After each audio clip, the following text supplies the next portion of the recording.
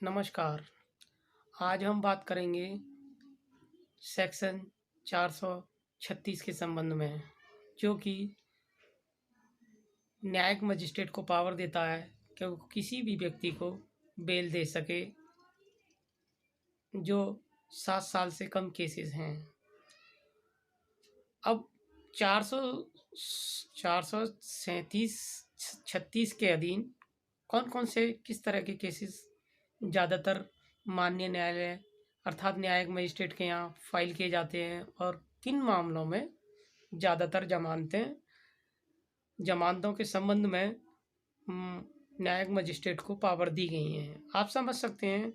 जो 7 साल से कम उम्र के 7 साल से कम उम्र की सज़ा वाले जितने केसेस होते हैं उन सभी में न्यायिक मजिस्ट्रेट को पूर्ण रूप से पावर होती है। जहां मामला संदिग्ध हो वहां वह किसी भी अभियुक्त को बेल दे सकता है। अर्थात बेल अधिकार के रूप में नहीं मांगी जा सकती, क्योंकि जो 7 साल से नीचे के केसेस होते हैं वो न्यायिक मजिस्ट्रेट अर्थात न्यायिक अधिकारी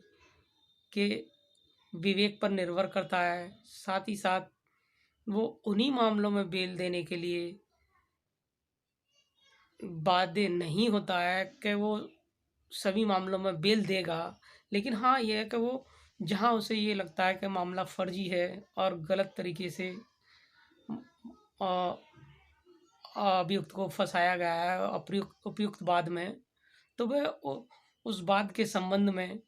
आराम से उस केस के अंदर बेल दे सकता है। उपयुक्त सारे बेल के क्रम में उसे जो आवश्यकताएं समझेगा, जो उसे उचित लगेगा माननीय न्यायालय को, वो सवाल जवाब प्लस ले सकता है और पुलिस से भी रिपोर्ट मांग सकता है कि उपयुक्त के मामले में क्या सही जानकारियां हैं, और साथ ही साथ जो अभियुक्त गण की तरफ से जो अधिवक्ता पेश हुए हैं उनसे भी बेल के संबंध में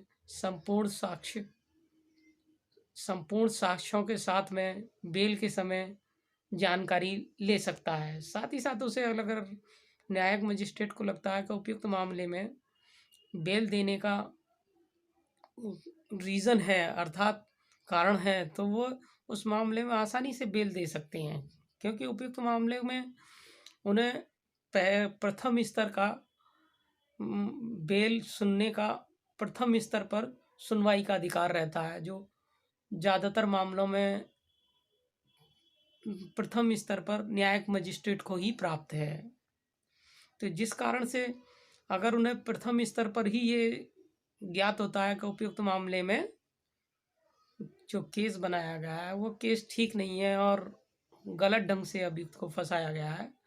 तो अभियुक्त को उसी समय जमानत पर रिहा किया जा सकता है और माननीय न्यायालय को जो भी उचित लगे वो अपनी जमानत के अनुसार उसे छोड़ा जा सकता है। उपयुक्त मामले में जब जमानत देते हैं तो जमानत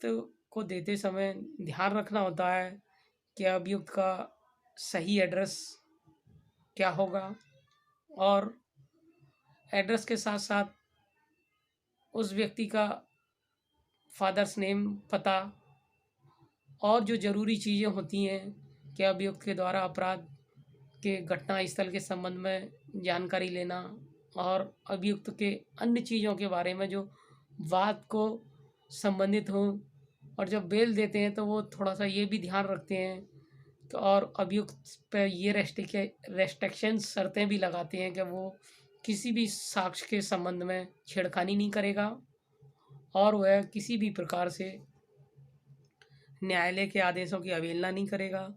जब न्यायालय को ज़रूरत होगी तब वह न्यायालय में उपस्थित होगा, और